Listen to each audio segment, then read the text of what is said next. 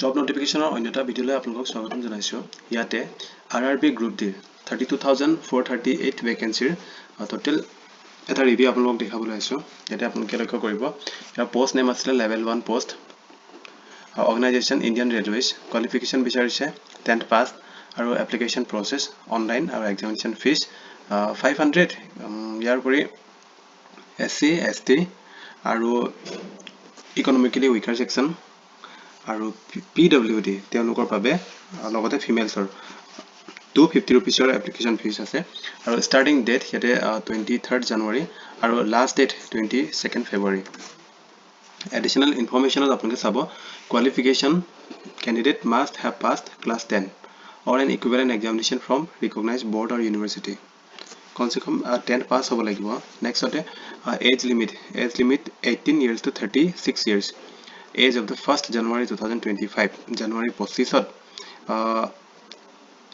1 তাৰিখে আপোনালোকৰ as minimum 18 year হ'ব লাগিব আৰু 36 years আপোনালোকৰ হ'ব লাগিব। তাতকৈ বেছি যদি হয় তেতিয়াহ'লে আপুনি এপ্লিকেবল নহ'ব। কিন্তু যদি SC ST বা OBC লগতে ফিমেল হয় তেতিয়াহ'লে আপোনালোকৰ ৰিলেক্সেশ্যনৰ ব্যৱস্থা কৰা হ'ব। এজ ৰিলেক্সেশ্যন ইয়াতে দিয়া আছে চাওক, upper age relaxation will be 3 year for OBC candidates and SC ST কেণ্ডিডেটৰ বাবে 5 years।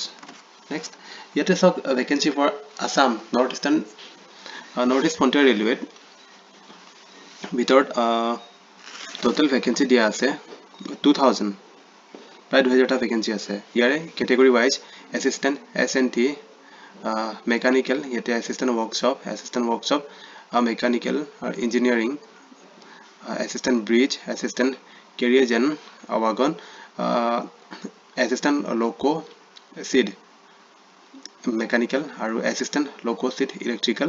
ইয়াতে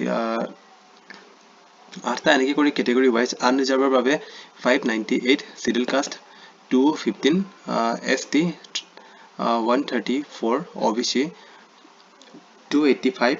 টোটেল ইয়াতে আপোনালোকে চাব EWS 122 মিলাই 1370টা। লগতে ইয়াতে নাম্বাৰ অফ ভেকেঞ্চিজ কেইটামান ভেকেঞ্চি ইয়াতে এক্সট্ৰা ইনক্লুড কৰি থোৱা হৈছে। গ্ৰুপ 6 LD HI MD এনেকৈ বিভিন্ন ধৰণৰ কেটেগৰীসমূহ ইয়াতে ভাগ কৰি দিছে। তো আপোনালোকে ভালদৰে যদি প্ৰিপাৰেশ্যন চলাই আছে, নেক্সট